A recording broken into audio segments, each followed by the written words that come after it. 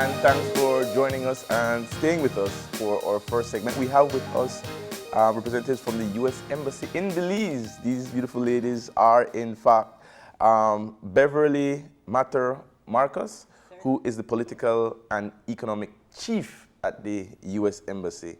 And we have also Christine Valerio, who is the grant specialist over there at the U.S. Embassy. Morning, ladies. Good morning. Thank you for having us. There is a funding opportunity. There is. And it is in the form of a grant called the CARSI Small Funding Grant. Yes, sir. Yes, sir. So let's start off by telling the people what this grant is and how it came about. So CARSI is the Central America Regional Security Initiative. It's the U.S. Program for all of Central America. These grants are part of that program. It's a set of money that we have allocated to go to civil society specifically. So it's not funding that goes to the government. It goes to NGOs, to academia, to other civil society organizations. And it is specifically geared towards good governance programs. So the idea is to build up the relationship between civil society organizations and their government at all levels. So local, municipal, federal, any level of government, to improve service delivery, to improve that capacity, to improve the general relationship. So this is a grant program we've had for several years. Last year we came out on the morning shows as part of our getting the word out, and we got an incredible response. We got a lot of really excellent applications, and we have some really great programs happening. So we're just hoping for the same this year. We want as many organizations as possible to apply. Mm-hmm. Christine, about what is the budget? How much money is available to the civil society persons applying? So, well, under this call, we have $750,000 available. So that's US dollars. Yes, that's US dollars. That's 2 times for Belize. That's double digits. Yeah. So we're pretty much looking for about 3 to 4 grants would be would qualify within this. Well, we'd be able to fund within this cycle. And when you say small grants, about what is the range? I know that you have about $140,000 there, but about how much is each grant? Last year you said you had calls and that were granted. About how much was each of the grants that you actually gave out to each individual civil society organization? They range, but it's on average between 200 and 400,000 US dollars per grant. Now, how does one qualify? What do I might have a small organization. What do I need to have in place to be able to qualify? I'm not talking about just the idea, but simply infrastructurally in the organization. Well, to be eligible for the funding, you'd have to be a legally registered organization in Belize. And we stretch the Belize part because it has, in Belize, in terms of the projects has to be implemented in Belize. You could be a legally registered organization. It doesn't necessarily have to be a Belizean registered organization. It can be an American organization. It can be an academia, a university, or it could be an organization, for example, like UNDP, would qualify. And of course, all of these information are provided in more details on the actual full notice of funding opportunity. But you'd have to be legally registered, be registered for at least, I believe it's at least 6 months, and you have to be able to show some track record, because we want to be sure that you would be able to implement a grant with the funding available. When you say track record, you mean in terms of previous projects that you've successfully yes, or yes, unsuccessfully? Yes. You can't be we do welcome new organizations to apply, but of course that means you have to justify that you'd be able to implement this project and be able to show that you'll have impact. The project will have some type of impact at the end. How about financial accountability? Do you have to show that your accounts are in order? Do you have to show that probably if you are a larger in scale, a larger civil society organization, that you have audited accounts and that sort of thing to make sure that there's accountability for the money? Yes, you answered out your own questions. Yes, there has to be accountability especially with the large organizations. That's part of one of the requirements. We usually ask for you to send us your most updated audited financials. But again, that's also all part of the track record, showing that you can implement the projects. The organization is in good standing, because we will check. We will check to make sure you are a valid organization, that you are in good standing. So yes. What about? Sorry. I know. I was just going to say, that said, I don't want that to deter newer organizations, however, from applying. We have, and we granted last year some grants to smaller organizations that we've never worked with before, but they made a compelling case for why they could do the project. And so I don't want a new organization or a small organization to feel like they are not eligible. They are eligible. We just need to see what your plan is. And if you have a good plan and it's realistic, then you're absolutely going to be in the mix of those who are considered. In terms of accountability, that is then part of the grant process. So if you are awarded a grant, there are required reports, and the finances are certainly part of that, to show that you're doing what you plan to do with the money that is being spent appropriately. Yeah, and I wanted to go into that part of it, the plan.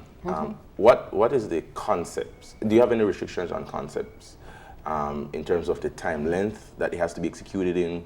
What are some of the other requirements? It has to be in terms of good governance, but are there other sub-restrictions? Sure, so these are 2-year projects. So the funding, we expect these projects that we're taking applications for now, we expect them to start at the end of September. And then it'll be 2 years from that point that the project length will go. The objectives of the grants are spelled out in more detail in the Notice of Opportunity, which is up on our website, it's up on our Facebook page.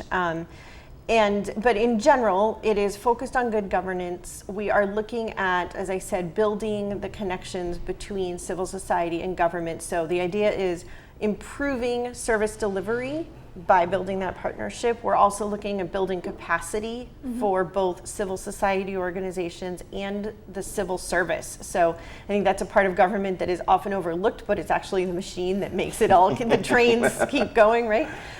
So those are the non-political, career staff people who work at all levels of government. So a good example of that, of an existing grant this year, is working with one of the universities to build actual curriculum for coursework for civil servants to do as part of their professional development.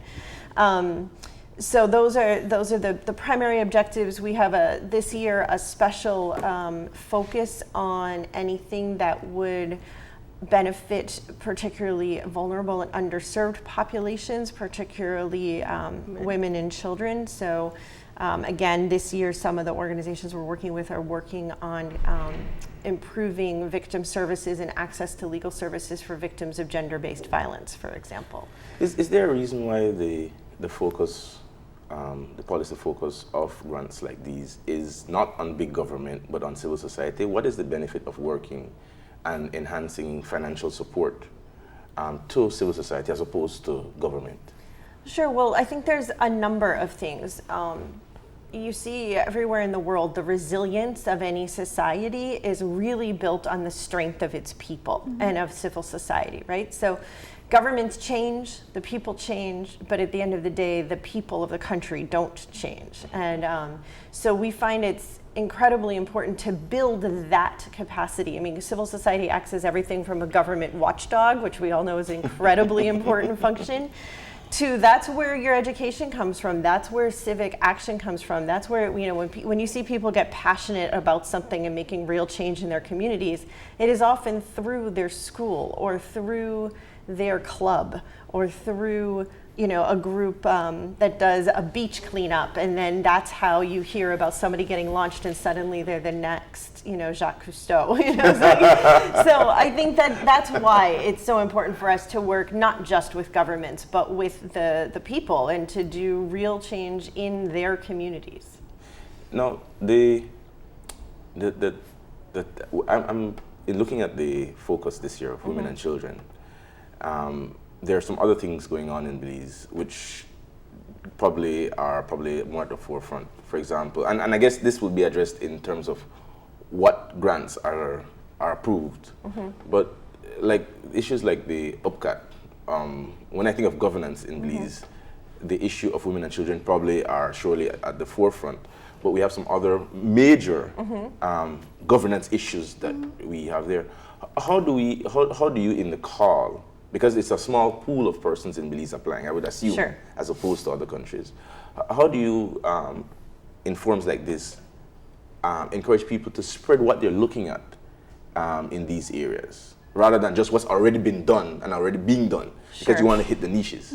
Sure. Well, I mean, I don't want, so we have multiple objectives for the grants. Any one project can address one or multiple. You don't have to hit everything, right? That would be a little unrealistic in most cases. In terms of the ideas and what people are looking at, I have to say that's actually one of the most exciting parts about reading the grant applications. Wow. Is the creativity, the things that, I mean, we do not know better than people in communities what their communities need and what kind of better service delivery they need. Or, you know, you mentioned UNCAC, looking at issues like corruption is certainly something that is part of this grant's call. Any kind of a system that is going to help build transparency into the system, provide better access to information, provide redundancy in the system so that no one person can, you know, be the point of failure. Yeah, anything like that is going to be an idea that will qualify for this grant. Then you have to spell out your plan, right? There's the defining what your problem is that you're trying to solve, and then there's the, and this is how we plan to solve it. And I think people sometimes get a little intimidated, thinking that they need to come up with something that's going to solve everything at a national level, and that's not what we're looking for. Some of our best projects over the years have been things that are focused on a few communities, have made a big impact there, and that is absolutely, I mean, that's incredible. That's incredible to see. So again, I don't want people to be intimidated thinking that they have to be the UN to do this, because they don't. That's not what we're looking for. Well, one of the ways I guess we can dispel some of the fear that people might have is by maybe pointing out from your experience, what are some of the pitfalls that you find certain grants are coming out? You said, man, this would have been an excellent grant had it just done X, Y, Z.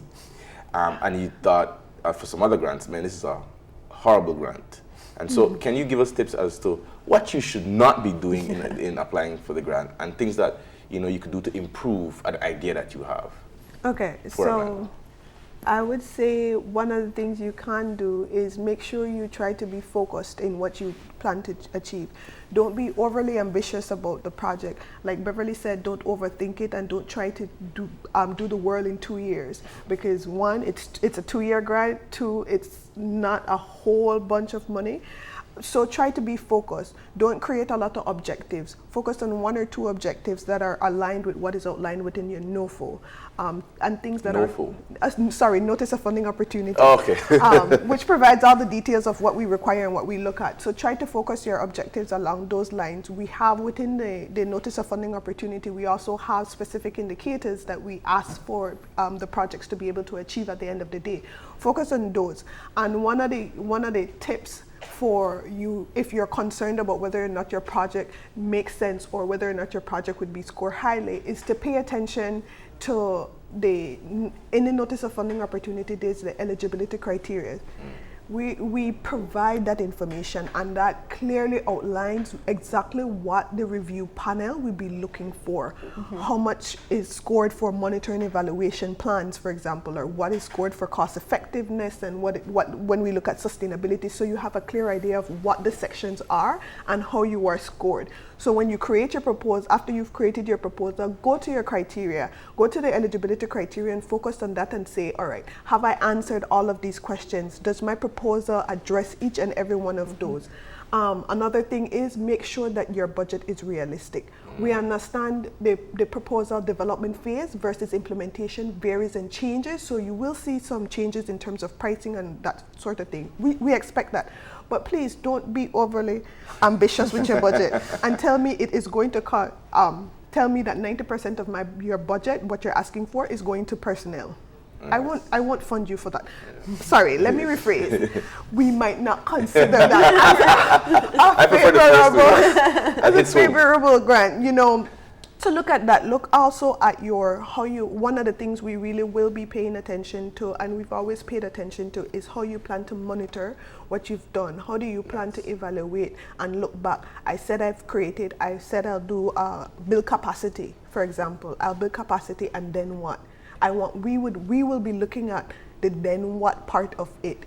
I train 200 teachers, for example, but what do we expect to see come out of that training? Do we expect to see changes to the education curriculum, for example, or do we expect to see changes to policy or how we operate? So it's not just to build capacity, but to have impact at the end of the day. And it doesn't have to be, I created legislation or there was a legislative change. We would love that, yes, but if it doesn't happen, fine. But if there is a small change within a community or a school, for example, there's one project that we have, for example, with the Belize Red Cross. They are looking at the FAST program, which looks at hygiene and sanitation. So they're working in Belize Rural Valley area, for example. So one of the things they're doing is going into the schools and speaking with the students, talking to them about simple things about hygiene. Do they know where their water supply comes from? Do they know where their vat is? Do they know where the bathroom or the restrooms are within the schools? And some of the students don't really know. Some of them, they're like, okay, I'll wait until I get home, kind of thing. So it's simple little things that creates a change. So now in the classrooms, after the trainings, Red Cross has reported that you go back to the classroom a day or a week after, and now you see wash hand basins in the classroom as opposed to just the kids having to go all the way to the restroom to wash their hands. No, they have a basin, they have the buckets with water right in their classroom so that they could ensure that their hands are sanitized and they're washed and cleaned to avoid spreading germs. So simple things like that, you will already see an impact. And how do you monitor that? The health workers, for example, they say we have less instances of children coming with colds and flus and that sort of thing. So small little things, but there will be long-term impact. So that's the kind of thing we really want to see. And I think it's important to explain the process a little bit and how this goes. So just to be clear to all the viewers, Christine and I will actually not be the ones who choose the grants. No? Because we are actually the program managers and we already work with a lot of organizations. And so to avoid any even unintentional favoritism from somebody we already know, a grantee we've worked with in the past or anything like that, we actually don't choose the applicants. So what will happen is we'll get all the applications. Christine will actually go through them to make sure they actually do qualify based on the minimum criteria. But then the entire package will go to a grants panel made up of people from within and outside of the embassy. We bring in some outside participants too who don't work for the United States, and they will review all of the applications, and then they will score them against the scoring sheet Christine was mentioning, which is in the notice of opportunity. So you do see right from the beginning, this is everything we're scoring you on, and this is how many points each section is applied through. So it's very upfront in that sense. That panel will actually then rank the projects. At that point, we will then take back over in terms of actually making it happen and setting it up. So we try to keep it as objective as we possibly can. And in terms of what support do you have after you've been given the grant? Is it just a monitoring, like, we're going to watch you now to see No, we're very what kind of support do hands-on you have in terms of, can you, if you're stuck, you probably had planned it this way, what support do you get in addition to just the financial support? Oh, you get the pleasure of me calling you. No, we do provide the hands-on monitoring. If you are stuck, I always encourage our grantees to reach out if it's that you have challenges or you have successes.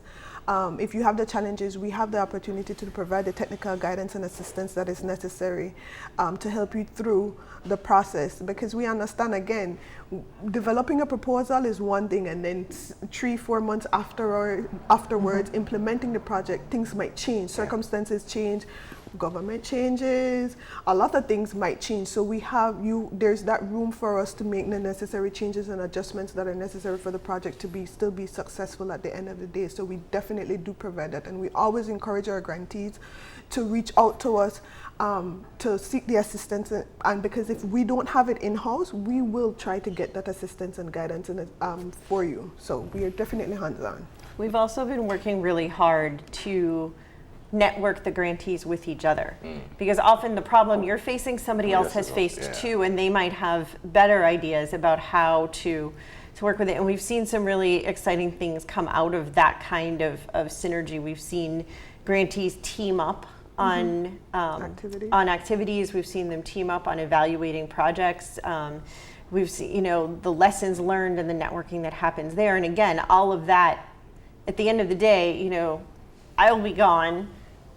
Christine will hopefully still be there because she's really the expert. But, at the end of the day, the funding ends, but your idea, your project, your impact hasn't ended, and it lives on. And so that kind of networking and community building amongst the organizations is a really critical and sustainable part of this. If I'm a first-timer, I'm a virgin to this, and I want to see, what a successful grant looks like, or a proposal, looks like.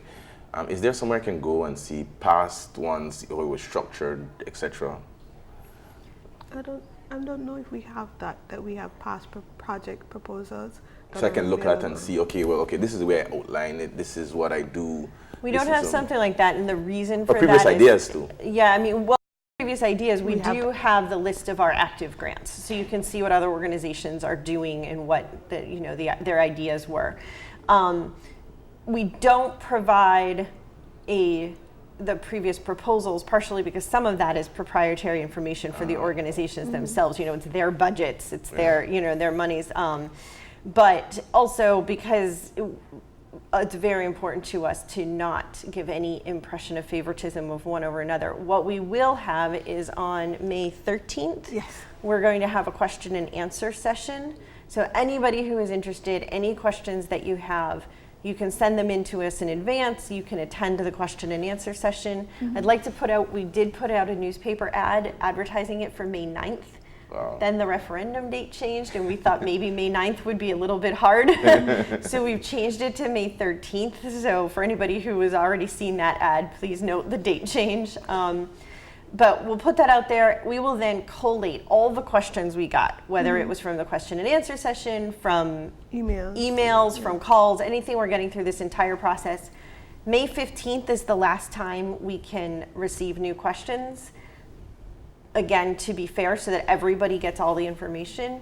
But then we'll put out a frequently asked questions with all the questions we get asked and the answers to all of them, and every organization can access that exact same list, see all the same information. One of the reasons I was asking about being able to access previous ideas or proposals was because the question of overlap. What if my idea, somebody has already maybe in the last round of calls did that exact same thing, and maybe I'm just I don't want to say wasting my time, but if I tweak my proposal to deal with this specific aspect of it, since that has already been done, then I can complement what has already been done. Is there a time when, or I guess, is that something that can be addressed during the question and answer round, where I can say, this is what I'm looking at? Is this something that's already been done before? Unfortunately, specific questions about a project idea is not something that we really try to entertain, because we're trying to make sure that the process is fair to everyone. So if we are giving you that one-on-one advice about what would work and what wouldn't work, then we'd have to do it for everybody, and everybody might not have that opportunity. But we do provide, we will provide guidance about what can be funding and what won't be funded. And if your concern is about whether or not our specific project idea has already been done, the information about what projects we've funded in the past is available. Maybe not the exact details, but in terms of their objectives and what they were trying to do. And where they're working. And the area that they're working, that information is available to the public, that you could look at that and see that information. And hence the reason why we also encourage networking. If you're a smaller organization, for example, a virgin organization, and you feel you might not have the capacity to implement the project, we always encourage organizations to team up together, because that's also another area where you can have a bigger impact. You team up with another organization who might have the capacity in specific areas, and then you build on that and you implement, propose projects. We seldom find that we get projects that are very similar. That's rare. No. That's rare that we get projects that are very similar, because the creativity is there. I mean, we put out the objectives about what the focus is, but we make it's it's general enough that you then can come to us and say, this is how I plan to achieve that specific objective, and we enjoy the creativity. No, it's incredible the range of ideas that we get. The closest we've gotten is people who are doing somewhat similar work, but in different parts of the country. I think that's the closest we've seen to. Well, I know you can't give an indication as to suggesting where the needs are, but where let me try. Where in terms of women and children do you find you have the least number of grant ideas? What area? Is it education? Is it in terms of healthcare? Where is it that we're seeing the least amount of project proposals and ideas? So I don't think it's necessarily that we're seeing the least amount of project proposals and ideas. The reason that we added this focus area as an objective, right? It doesn't have to be your objective. You can, as I mentioned earlier, you can hit one or more of the objectives we've laid out. But the reason that we thought it was important to add this specific focus in this year is kind of multifaceted, but at the most basic, it's that women and children are often your most vulnerable part of society, and service delivery to those populations is often where it's lacking. It's not as good. It's not where you would like it to be. And I don't think it will be a surprise to say that we know that there are huge gender-based violence problems in Belize. There's trafficking problems in Belize. There's, healthcare issues. There's all of these things. They disproportionately impact women and kids. I'm saying in Belize, that's actually true everywhere, right? I mean, that's true in the United States. But we also know there's such strong data that shows that if you can improve that service and you can improve particularly women's condition, that your entire basic life indicators go up, right? For the whole country, for men and women both. So that was one of the reasons we thought it was so important to put that in this year. And I think we've also learned a little bit from watching some of our previous projects. The amount of impact projects that have been working in these areas is really quite stunning, and we'd like to be able to build on that momentum. I'm curious to find out, how does the U.S. Embassy assess a successful season of proposals? What do you mark as this was a really successful year? Sure. Of not only calls, but in terms of actually deliverables? So I think the past few years we've been really pleased with how things have gone. In terms of the proposal part of it, we've seen over the past couple of years, we've seen an increase in the number of applications that we've got, an increase in the number of organizations, and really critically, an increase in the number of Belizean organizations that are applying. So when we first started this, a lot of the applications we got were from the big international organizations, and we still get those, and they are absolutely eligible to apply. We love seeing, last year we had at least twice as many local Belizean NGOs applied. Nice. And so that's incredible, and we really want to encourage that. In terms of actual implementation and the success of the projects, monitoring evaluation is hard. It is hard for everybody, but people are getting better at it, and they're starting to understand, as Christine said, your end goal isn't that you trained people. Your end goal is that the people who you trained then did whatever it is that you were hoping they would get out of the training. They're getting better at showing that, and we are all getting better at watching for it and defining our goals better from the beginning, which then makes it easier to show that you actually got there.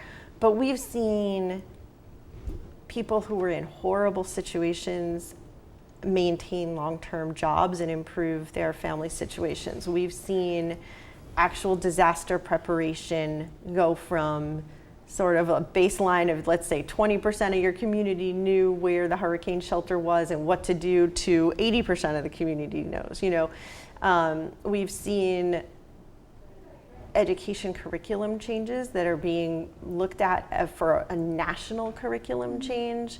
We've seen justices of the peace get trained, which means that people can actually have somebody in their local community that has decent legal advice of this is what you do when your situation. So I think our basis for success is did you get where you said you were going to go, recognizing there are going to be road bumps in the way? And you mentioned, you asked before about what kind of assistance do we give, and we are very hands-on, and we've seen it all. We've seen the location where you expected to be holding your things just suddenly get swept away from under you. We've seen partners have to pull out. We've seen everything, and we've worked through it, and the grants have still been successful. So we know, I mean, life happens, right? We're going to be flexible with that. This sounds exciting. So before you ladies leave us, could you just do your last pitch? Remind us again what the deadlines are. How can I apply? Can I do it online? How can I do it on your last pitch to get these awesome proposals in to change the world and Belize first? Belize first, absolutely. So the applications are open now. We're accepting applications now through June 3rd. June 3rd is the application deadline. It is a very hard deadline. The system will shut down. You won't be able to apply after. It's what time on June 3rd? It's at 11:59 Eastern time, so that is 2 hours earlier for Belize. So right. 9. So not 12 o'clock, 11:59. 11:59 p.m. Right. Eastern time, so 9:59 p.m. here in Belize on June 3rd. The question and answer session will be May 13th. May 15th is the last time we can take new questions, and then we will publish answers to all the questions we got from now, from the time it opened until May 15th. We will have, the application is an online application. You go to www.grants.gov, G-O-V, and you just search for Belmont Pan, and it will come up. It is also, as we said, it's on the U.S. Embassy's Facebook page. It is on our website, so you can go there and then click on the link to get to the grant application. All the instructions are on there, and then we'll take questions, and happy to walk you through anything that isn't obvious about the application process. And so we do, Beverly pretty much said everything, but we do encourage organizations, if you're interested, and you have questions, let us know. Reach out to us. It's free information. We won't charge you for it. Please do reach out to us. There are certain platforms that you need to go through, like to apply for any funding for federal assistance from the U.S. government. You have to have a DUNS number. So it's a platform. Number. It's a platform. Yes. It's just basically you're registering your organization, and you're getting identification number for your organization. So whenever you want to access or receive funding or apply for funding, you are referred to with the number. So it's like your registration. Account. Yes. So it's like it's an account. So we always encourage people, let that be one of your first steps while you're developing your proposal, because you can do this simultaneously. But again, ask questions, send us an email if you can't make it to our sessions, send us an email and ask your question. We are going to provide as much assistance and guidance as we can about the process. And we will also be out at the Agric Fair. You can get additional information on advertising. You can get additional information if you stop at our booth. Ask your questions there. We will be able to provide all of that information. Well, I want to thank you ladies for coming in, and I look forward to seeing you on the other side of this campaign when we've already gotten them in and we're celebrating how much the country has changed. But that's all the time we have for this segment. We're going to ask you to stay with us and stay tuned. When we come back on the other side of this break, we're going to be talking about the coral reef restoration work. So please